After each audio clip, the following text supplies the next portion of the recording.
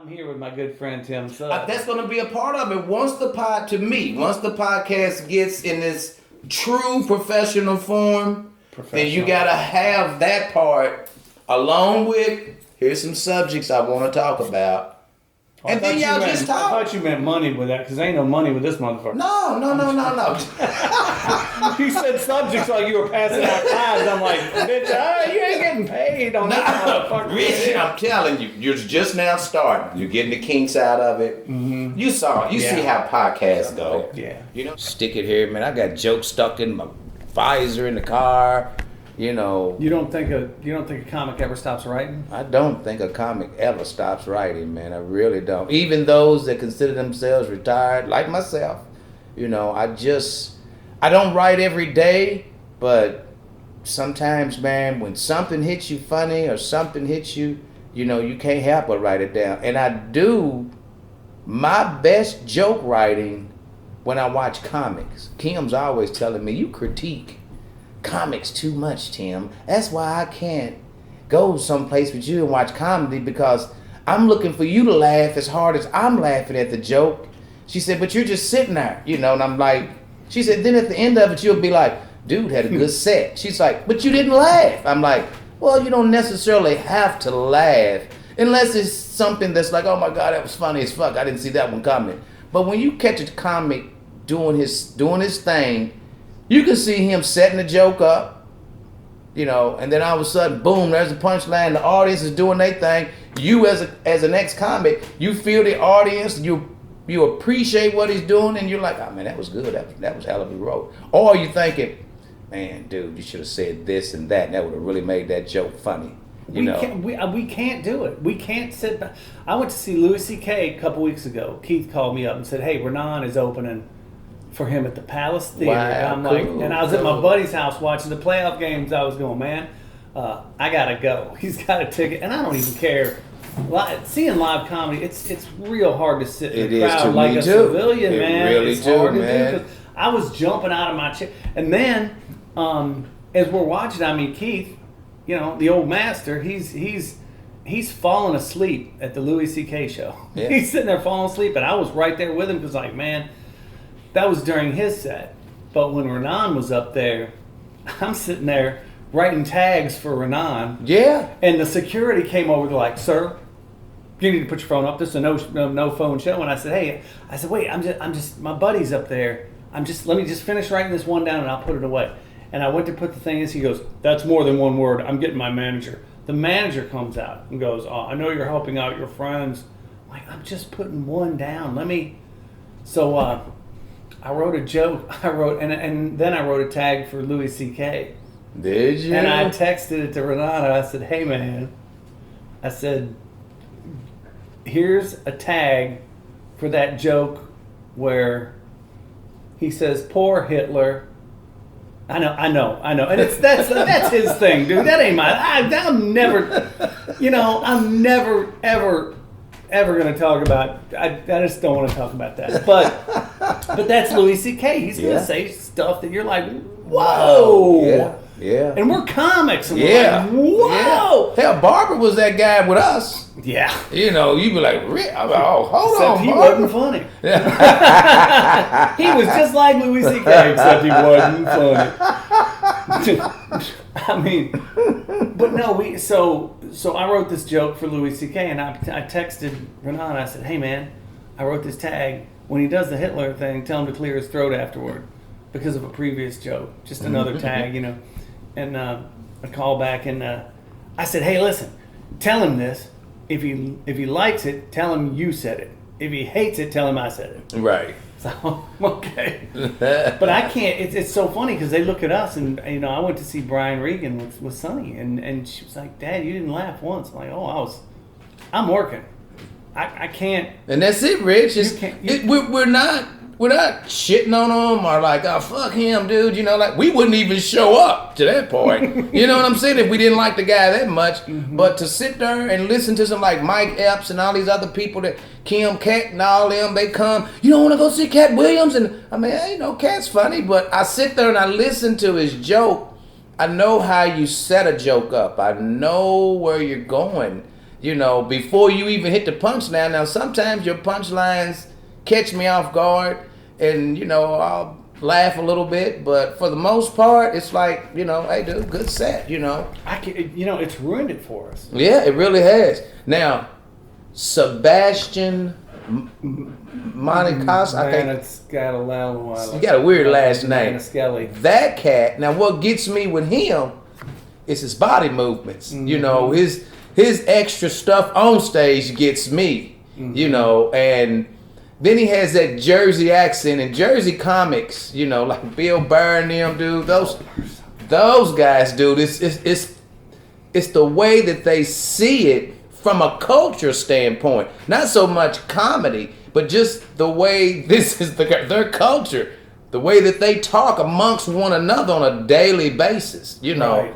And, man, those guys, man, Jersey. Well, you know, okay, here's the thing with those two guys together is they're both storytellers. They don't have set-up punch. You're right.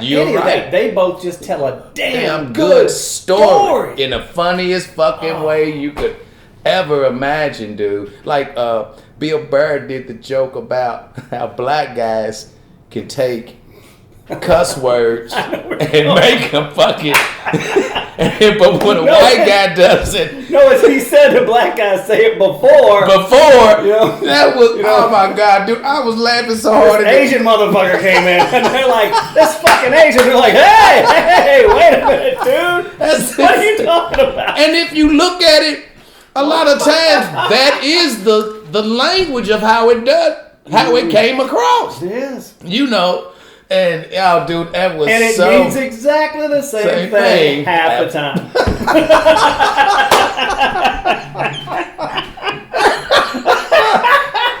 Some parts of town, certain parties, it means the same thing. The other half, it doesn't mean the same thing. But it is, man. It's some good comics out here, old school, new school, you know. But I'm not a hater on none of them, dude. Y'all got to be the one. I mean, y'all set has to really grab me to pull me. Like Bill Burr, I'd pay to go see him. I'd pay to go see Sebastian. You know, there's some comics I don't mind paying, but when Mike Epps and all these other cats come in and they want $40 or $50 or $60 a ticket, I look at Kim and be like, so me and you going, we getting ready to spend $110 to go listen to a guy tell some jokes. Then I tell her, now shit you not, she'll tell you.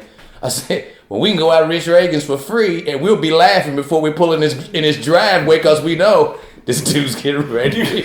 Well, you pull in the parking lot, you see my head pop out the side, you're going to be like, there he is. I wish you was looking right at us. I wish you was a fly on the wall that one day, dude. I felt so proud of you being my friend when Kim was telling her girlfriends how fucking funny you are. And, oh my God, girl. He has my face hurting. He's naturally funny. I mean, these are the type of comics that they need to have on stage all the time. And she's just going on. And I'm sitting right there, you know, it's my friend, yeah. She's talking about my friend. It's my buddy, yeah, but you know. I think that's a yin and a yang thing. I think the reason you crack me up so much and I crack you up is because we're just comfortable in our whatever. Yeah. I mean, I don't want to get too deep, but I know as soon as when you call me and I pick the phone up, it's on. It's on. And if I see I you, swear, I'm Rich, I have been at work and I said, damn, Rich, I can't laugh right now. I have done that more than I can count, Rich. I see your face and I go, I can't laugh right now. That is the greatest compliment I've ever had in my entire life. I cannot laugh right now, dude. My mama said I was almost as funny as my cousin. That was the best comedic No shit. No, Van Hook. You know what she said about Van Hook? She goes, Van Hook came over and we had lunch. He had coffee for lunch with Mom. Right. And I came walking in the door and they're sitting there at the table having coffee. And my mom is, she's a smoker. She couldn't catch her breath anyway, but he just had her doubled over. And then we sat there and we started doing our thing back and forth. And he leaves and she goes, whoo. If he ever starts doing stand-up comedy, he's going to pass you like a rocket. You're funny. But you're not that, but you're not that funny. I'm like, What? And I can't see Richie because when he's over here in our environment, doing we over here doing our thing. He's so quiet. He'll talk to you. He's very, he's very approachable. Don't get me wrong, but I don't hear him.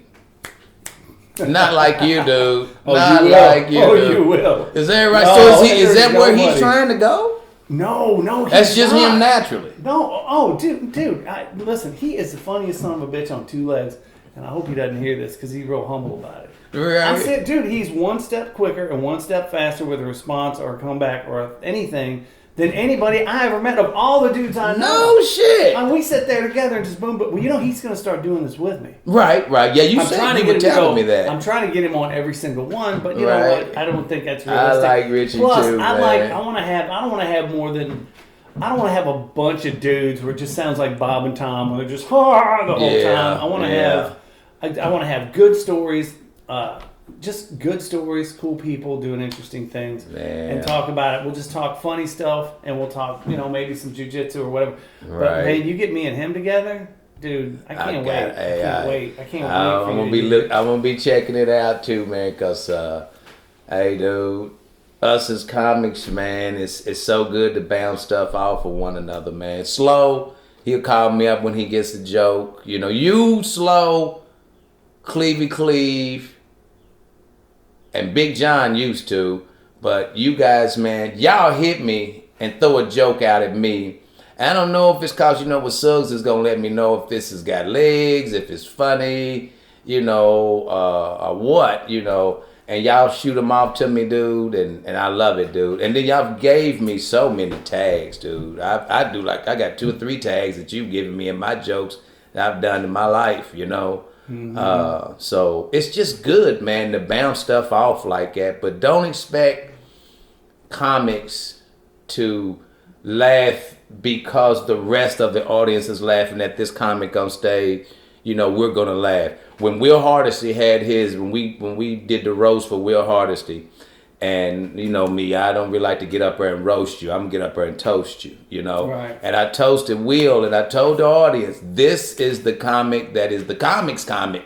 It's like when he gets on stage, well, then we all want to be in there to hear what the fuck Will's got to say because he's so clever. If I had a chance to see Bill Burr or Will Hardesty, I'd pick Will Hardesty all day. Yeah. I'm sorry, he's just so funny. Yeah. But like you were talking about the tags. When we're kicking stuff back and forth, for me, if I hand a joke, because when I get on the phone with Clevey, I mean, the first thing we do is rip off the first. I might have 3 jokes and he'll have 4. Yeah. 1 and he'll have 3. But the first thing we got to get out the way because we can't have a normal conversation without being like, I got to get this joke out the way, dude. Yeah. But giving a joke to him is like running it through a car wash. Yeah, it's gonna come out cleaner on the other side. Yeah, it is, and we can see that. And then with him, he loves asking my opinion because he know I'm gonna tell him, trim it, man. What come on. Yeah, because he wants to set it all the way up. It's like, nah, Cleve, just bam, just jab. Yeah. You want to get in there. Come on, let's wrestle, and the dude doesn't hit you 5 times. Bam, bam, bam, bam. You want the car wash, he wants the mechanic's garage. He wants to deconstruct the whole thing. Yeah, my thing, I want to send it through the car wash. It might be missing a mirror when it comes out. You might be missing some change out the glove box. Or the ashtray. Might be missing that blunt under the seat, but I tell you what. Well, they vacuum the floor pretty good. And I tell him all the time, man, he is the most clever writer, too. Cleve, he is the most cleverest writer, dude. It's just that he looks at stuff like all of his stuff that he's done recorded with his podcasting and stuff. He's let me hear some of it, and I'm like, dude, you ain't. You think that's okay? He doubts himself so he's much. Like Mark Twain, dude. And dude, exactly. Dude, it's like, Cleve, you need to put it all out there and let everybody else tell you. Because, dude, you got some stuff out there, man. The right people hear this shit, Cleve. You'll get phone calls, man. And you just got it in you down here playing around it. I'm going to sit that over there. Oh, let me try this one.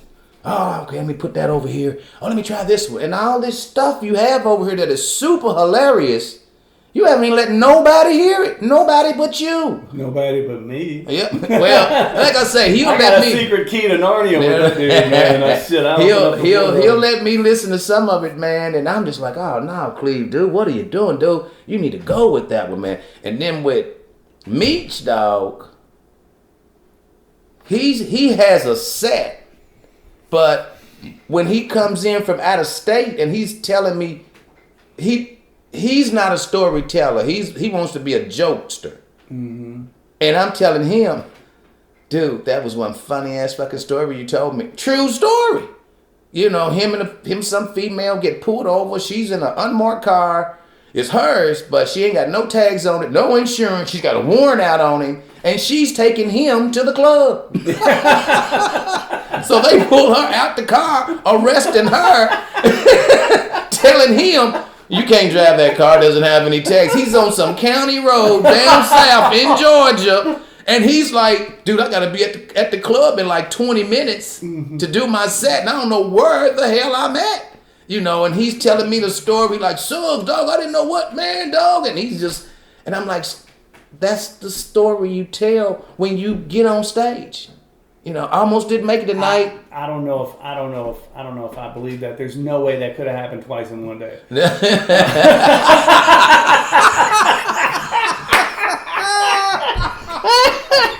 He's crazy.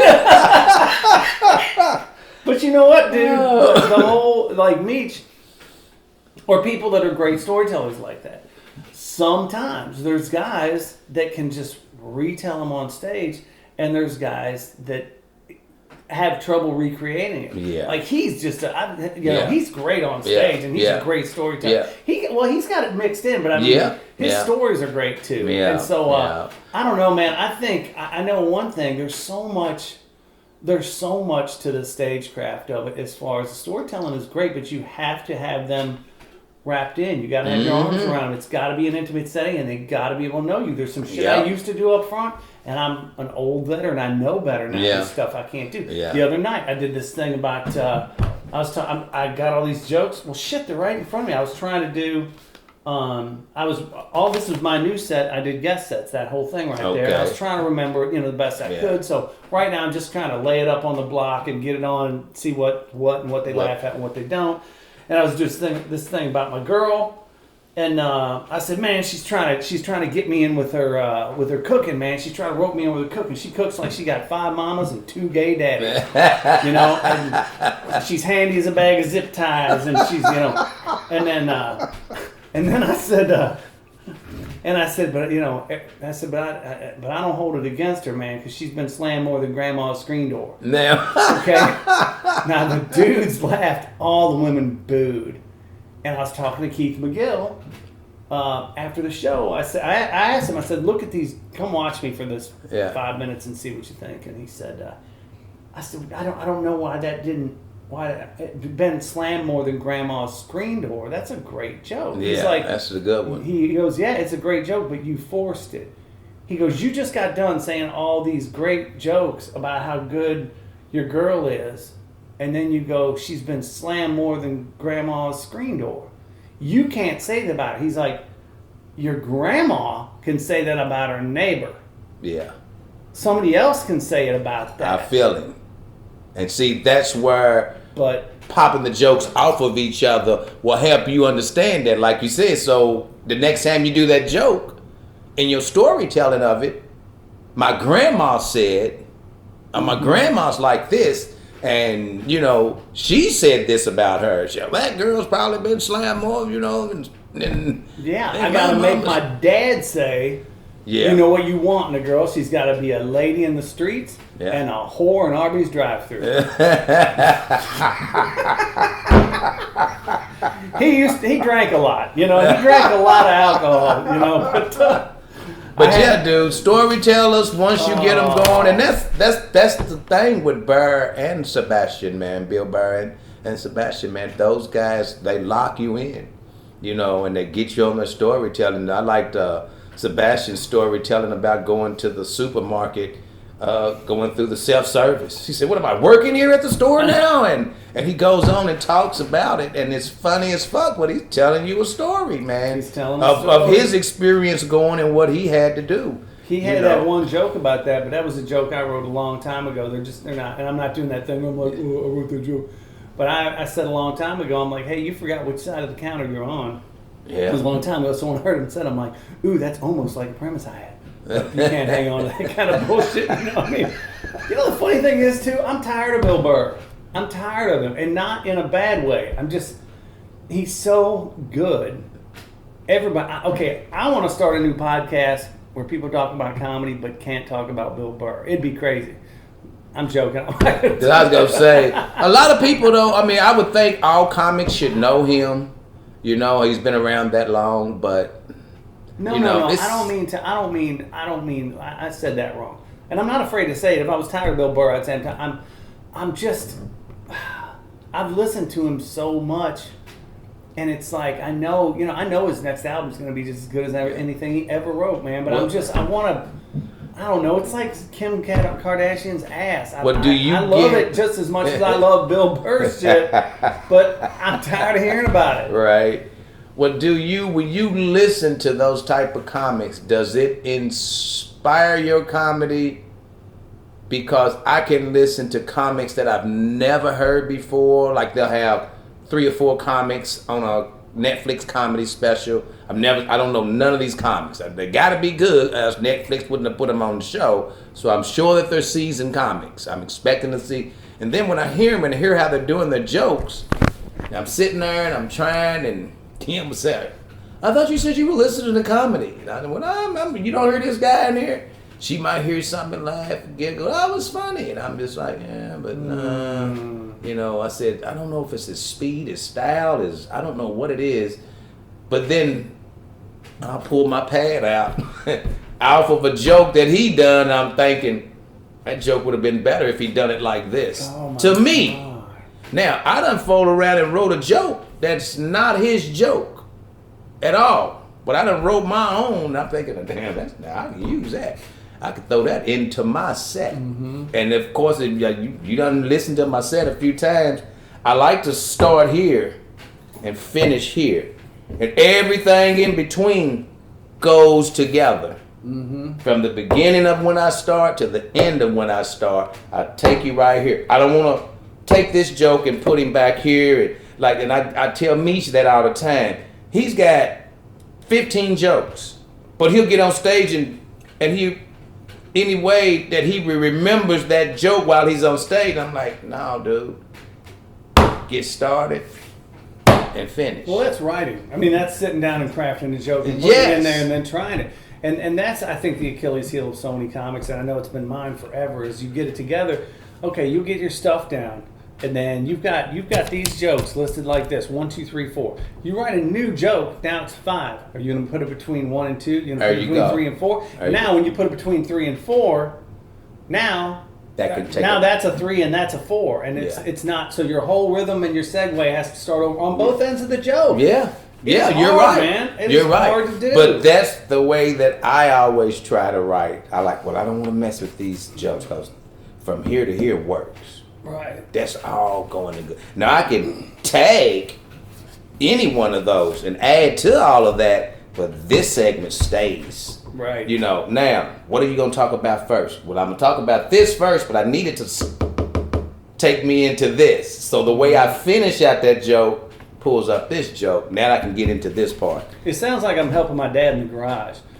No, I mean, that's what I'm saying. Yeah. You're like, okay, you do it this way, you put it this way. Yeah. It's the same thing. It really is. It's the same thing. When your dad's like, this way. I was out helping my buddy the other. Well, we were putting together, you know Travis, right? Yeah. Okay, Travis Peak. He got the lawn care and the big truck, the tree company and all that. Great dude, man. And he's out there with his son's out there, and his kid, kid's 9. He's bopping around, poking shit, and just doing 9-year-old shit in there. Mm-hmm. And he's like, all right, quit that, stop that. Like any dad, like my, but our dads were like, boy, like they were. Mm-hmm. But I kept thinking about, all the times I was trying, my dad, the old dad with the flashlight thing. God, no, hold it here. Hold it here. Yeah. And you just couldn't. Yeah. Like, I mean, I was trying, but I was like, all I could get was just Dad's retinas. Yeah. That's all you were getting. Why are you shining the light over there? I told you. But you're shining the light, but you're trying to see what he's doing now. The light's moving. Yeah, right? What is he doing? He turned around and look at you. That you said. Yeah, my cousin, man, he would always shine the light right in my uncle's eyes. He turned out to be a cop. That's a good one, dude. I can do this shit on the fly. I don't even care. I can do this shit. And my favorite one is, my favorite one of all time is my dad always said in the garage, measure twice. Fuck. See, that's my favorite joke I ever wrote in my life. But only guys that are mechanically inclined understand that. Only. I mean, every time I tell that joke, and it's the only time I do is when I remember it. Yeah. But like, if you get a blue collar crowd, I mean, usually you do it with the city dudes. You get 3 or 4 dudes that just go what, and then everybody else is looking at you. But if you don't know how to use a tape measure, you've never been around old dudes that go measure twice, cut once. Yeah. Measure twice, cut once is like Yeah. I don't know. What do they mean? What do they mean? Kim, my wife, she doesn't have the concept of a ruler. She knows how to read it, it's but 12 inches, Tim. It's just say it's 12 inches. I have to pull my pants out all the time. God damn it, come here, let me show you. Now my ruler's broke. It's not a full 12. That's a weird day at Home Depot, isn't it? Sir. Oh my God. Yeah, but people don't know that. If they don't know it, they don't know it. Yeah. Yeah. I tell you what, though, I've been in a renaissance. I really shook off last year and I'm not a big New Year's guy. I think New Year's is the worst holiday ever. Yeah, grateful for New Year's, but I'm not a partying animal. I don't like to, let's go do this and do that. I'm just grateful to make it to another year, man. Well, I tell you what, I'm not big on that. But this year, I thought, okay, you know what? I'm really, really going to make this my year. And I got after a bunch of stuff. And since I've done that, creatively, man, it is pouring out of me every single day. And I did this last weekend at the club. It just went great. All my new stuff worked. And then all the little videos I'm doing, I'm completing tasks, which has always been my downfall. And so, man, I've got it done this year like I've never got it done. You have 10 tasks going at the same damn time. But that's what I'm doing now, okay? That's what I've been doing my whole life. But here's what I'm doing, Tim. I'm throwing every bit of ideas going down the same hole in the ground. This is what I'm doing. I'm making, I never had a home for all this stuff. Right. Okay, now I've got the website going. Now I've got the book being finished. I've got all this stuff. It's going to be people are going to be able to find it and buy it or see it or appreciate it or share it in one spot. And that's the only thing I haven't done. And I'm 3 or 4 moves away from everything. I'm so close to really.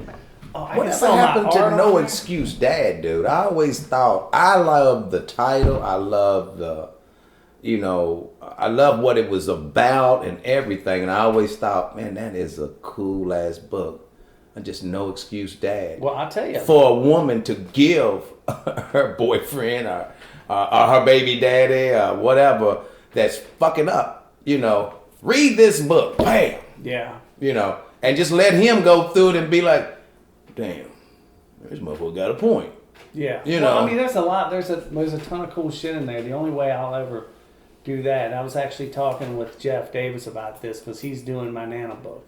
Right. He's formatting it, putting it up where it's got a QR code, and it's an ebook and a book for sale. Okay. And also he's doing it where it's drop shipped wherever they print it and somebody orders it off my website. It goes straight to them. I'm not sitting around filling orders all day. Oh. So the only way I can redo that or do that book is I'm never going to touch it. I'm never going to edit it. It needs a little bit of editing and stuff, but because of some stuff, I'm gonna. The only thing I can do is write a new part about what I've learned. Yeah, and then I'm gonna put that right on the front of it. If I do that, that's the plan I may do. But I told him, I said, right now I'm not able to write on that. Right. I can't write on that now. But think if I took, hey, this is what I learned from what I thought I knew, and I said in the book. Because I wrote that when they were little. Yeah. And this way I can write it with, you know. No excuse, Dad. Well, here's the excuses. After 15 years, here's the excuses. They were some cute little bastards when they were 2 and 3. But when they get 15 and 16. Well, you know what I was thinking too? I thought about this, dude. I thought, tell me a parent. You tell me one. And this is one of the things too I've done this year. After that year last year, January 1st, I said, I'm going to forgive myself for every goddamn thing I ever did in my life. And I truly did. And then I also looked at all the stuff, Tim, that I was going on, that I was worried about here, worried about every little thing, to the stuff about doing it this way or building it this way or making it that way. Yeah. Think about all the stuff that doesn't matter. And let me tell you why I think this is important. And this is one of the reasons I felt so good this first month of January. None of it fucking matters. And let me tell you why. You take any parent and when their kids are officially grown and go back and say, what would you do different? Not one would say nothing. Nobody would say nothing. Everybody would say, what would I have done different? Oh shit, I would have done ba-da-da-da-da-da. Go back to any married person and say, hey, after 22 years of marriage, what would you have done anything different? Nobody's going to say no. They're going to, oh shit, how many wheelbarrows you got full of, watch this. Anybody who started a company and did it for 25 years. Yeah. Hey, would you have done it differently? So it doesn't matter how you do it. Yeah. It's gonna have, you would have done it differently. So everybody's life is exactly the same in that they could do it differently, and it doesn't fucking matter. Yeah. There are some things that I think maybe from a personal standpoint that may have gotten to you emotionally where you like, I shouldn't have ran over a dog. You know, probably wouldn't do that again. But the bitch pissed me off, you know. Do that a little different, you know, but that was an emotional thing, you know. There's some things you might do different, but for the most part, I agree with you. I made it here. It is what it is. Me and Kim look at that, you know, our relationship, 30 plus years now with me and Kim, dude. And we've had our ups and downs, like everybody say a relationship's going to have the ups and downs. And we look back and we're like, you know, well, would we have done it the same way? I think doing it the same way helped us to end up where we're at. We probably never would have ended up here if we could see the future and then, well, I'm going to do this. Let me try this. No, those downs helped you when you were up. It brought you back up. It made you see within your relationship, you know, I'm probably an asshole for doing it or saying it this way. I wish she had told me more that she appreciates me telling her that I love her, or she loves hearing me. Some women don't give a damn if you give them flowers. Some women's like, well, I wish she would have gave me more flowers. I wish she would have gave me, you know, more candy on Well, she gonna have to text me that bullshit because I ain't gonna be around.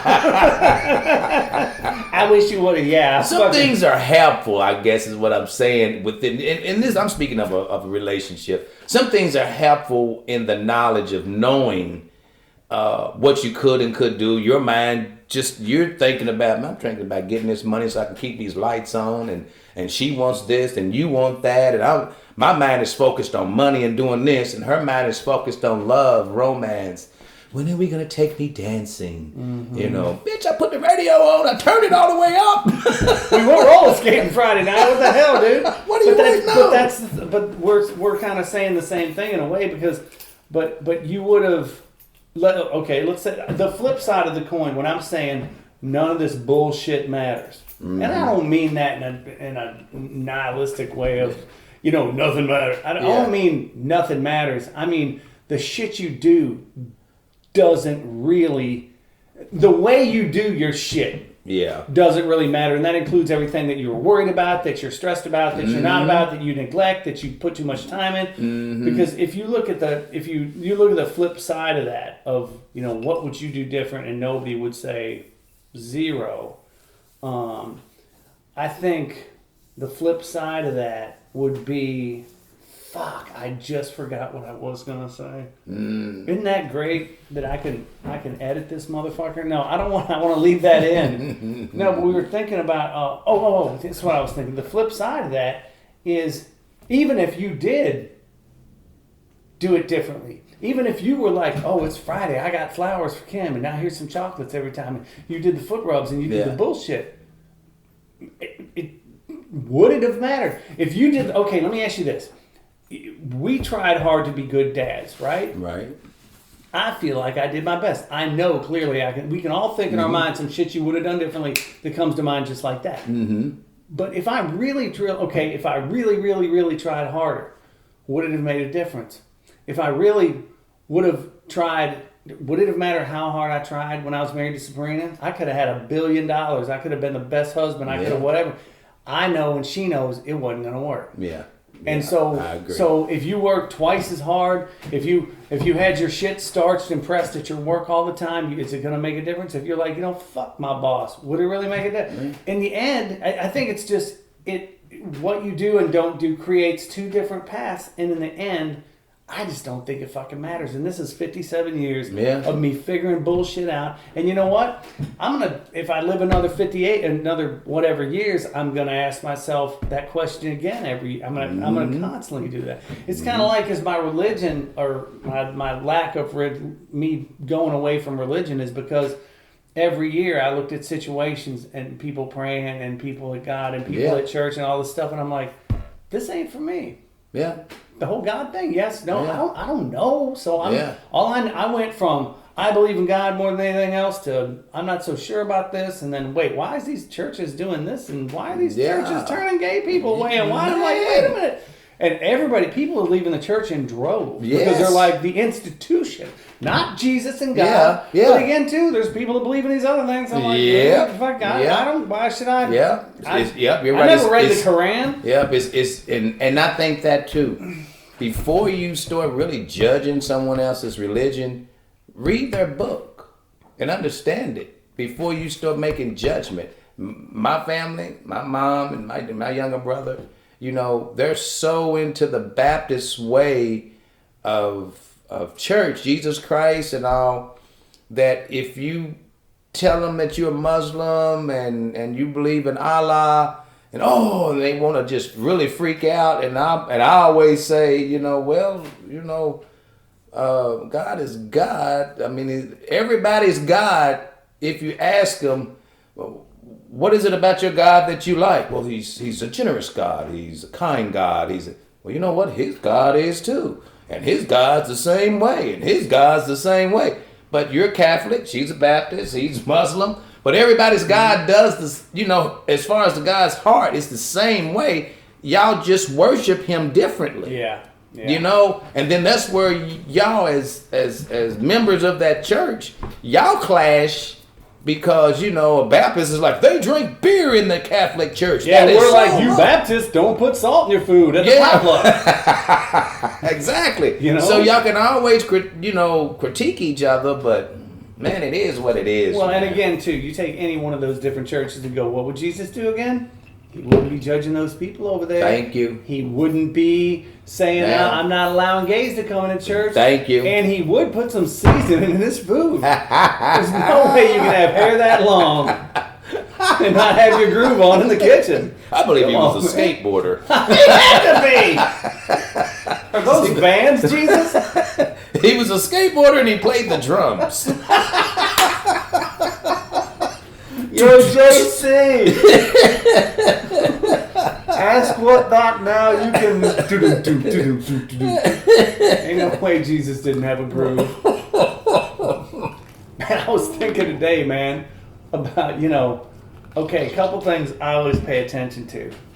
Okay, the averages of... You go to plug your phone, the little part, into the charger, the little rectangular thing, into the charger. And you go doink and it goes the wrong way and you got to flip it over. Yeah. You're like, oh, motherfucker. I always pay attention. I'm like, is it going to happen this time? Is it going to happen? Without having to bend down, peek on the inside and do it that way. It's like, you just can't make it like a one-side plug, can you? So I'm always like, doink, Or then I'm like, bingo, got it. And I'm the same way with box and ratchet wrenches. box and ratchet wrenches. I did that brake job on that car yesterday, and I'm like, okay, if I put it on this way, it's gonna be. If I switch it around, it's gonna be. I was 1-7 yesterday. No, 1-7, 1-7. I'm like, oh, because you can't, you got to do it this way. You gotta turn them around. And then I'm the same way. The other thing I'm like that with is the grocery cart at Kroger, if it's gonna be a wobble wheel or not. And then today I got the wobble wheel, but I didn't get upset about it because I thought to myself, you know what? When you're having sex, you want enough rhythm, about the rhythm of a grocery cart at Kroger with a bad wheel. That's what you want. Where just a little wobble. You got to have just the same rhythm wobble as a grocery cart. And that doesn't mean if it's the Nana who leans over the cart and walks real slow like this, that old girl walking like that the whole time. Or that motherfucker going real fast, the crackhead going for the Benadryl. Either speed works. Either speed works. But you got to have that rhythm. Either speed works, man. And you gotta know what you're looking for in there, man. I went in there grabbing Kim some feminine products one time. Some what? Feminine products one time, and I did not say the word feminine. And the one lady decided to correct me because of the way I was asking for it. I was like, "Where your sanitary napkins at?" And she said, "They're over in the corner and they're feminine products." And I mean, dude, she said it with an attitude like it was a white lady, but she had the sister neck going when she said they're feminine products. And I was just like, okay. I walked over and got them, man, but that's something I don't go and get all the time. And last time I heard, that's what they were called back in the day. Feminine product. What else do they call them? I was just sanitary napkins. Well, your sanitary napkins. Salutations. That's in stationary. I'm saying it wrong, first of all. And oh my God, that lady corrected me in that store, dude. But she was heated, man. There was a lady over here that was smiling. And as I walked past her, I just went over there and, there they are, right there. Grabbed them. Went home and told Kim, "You go get these next time. Don't run out." Oh my God, dude, that's so funny. Oh my God, dude. Well, so listen, man, I know you gotta get going. Yeah, man, but shit, Rich, dude, if it wasn't a work day, dude, if it was like I say on a Friday evening, man, I'd love to just sit out here. It's always a blast coming out here, Rich. Dude, always. I'm so glad to have you, man. Man, it's always. I asked Kim did she want to go, and she said, "No, y'all getting ready to go do y'all thing." She hates to interrupt, but she enjoys coming out here. I don't think interrupt's the right word.